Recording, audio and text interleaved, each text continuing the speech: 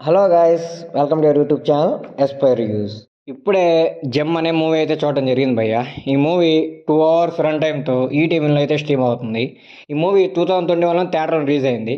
కానీ పెద్దగా ఆడపోయేసరికి అసలు ఎవరు రిలీజ్ అయింది కూడా తెలియదు నాకైతేమా. ఏదో ఈటీవీలో రిలీజ్ అయ్యని చెప్పి ఈరోజు చూశాను అనమాట. మూవీ చూశాక బొక్క మూవీ అనిపించింది భయ్య. వేస్ట్ అసలు ఇలాంటి మూవీలు తీయడం. ఒక్క క్యారెక్టర్ సరిగ్గా ఉండదు, తలా తోక ఉండదు, ఏముండదు. అంటే అటు తీసేసాడు భయ్య డైరెక్టర్ ఇష్ట ప్రకారం.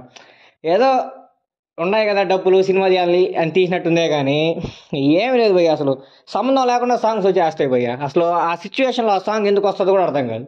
అసలు ఆ సిచ్యువేషన్లో సాంగే అవసరం ఉండదు, అయినా సాంగ్ వచ్చేస్తుంది. ఇంకా కామెడీ పెడదాం అనుకున్నారు కానీ క్రింజ్ కామెడీ పెట్టారు భయ్య. అసలు ఎంత దారుణంగా ఉంటుందంటే టార్చర్ అనిపిస్తుంది. సినిమా కూర్చొని చూడలేవు నువ్వు, అంత దారుణంగా అనిపిస్తుంది. ఏదైనా మూవీస్లో కామెడీ వస్తుంటే పక్కడబడి నవ్వు ఎంజాయ్ చేస్తాం. ఈ మూవీలో ఏందో కామెడీ వస్తుంటే మాత్రం ఎందుకు వచ్చిందిరా బాబు కామెడీ అని ఫీల్ అయిపోతారు అనమాట.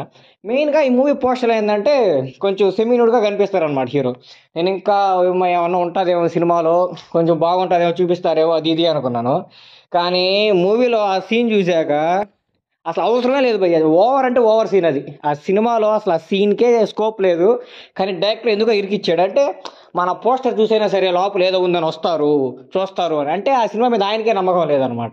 ఏదో హైప్ క్రియేట్ చేయాలని చెప్పి ఆ సీన్ పెట్టినట్టుంది కానీ ఆ సిచ్యువేషన్కి ఆ సీన్కి సంబంధమే ఉండదన్నమాట. ఎందుకు పెట్టాడు కూడా అర్థం కాదు. ఇంకా హీరో యాక్టింగ్ చేస్తుంటే హీరో యాక్టింగ్ అంతా ఓకే కానీ కొన్ని సీన్స్లో ఏదో అతనికి హీరోకి పెద్ద బాడీ ఉన్నట్టు ప్రతి సీన్స్లో సొక్క ఇప్పేస్తాడు భయ్య.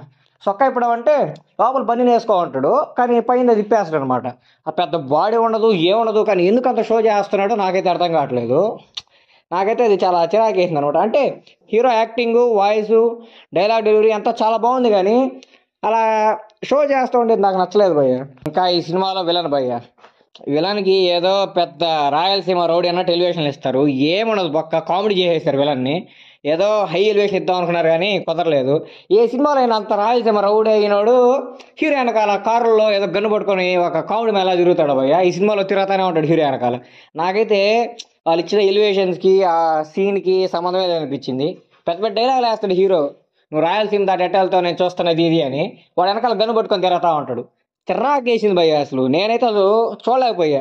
అసలు ఎలా రా బాబు 2 గంటలు చూసుకొని ఈ సినిమా చూసేది, 2 గంటలు కూడా అసలు చూడలేం భయ్య. అరగంట 45 నిమిషాలు ఎక్కువ ఈ సినిమాకి.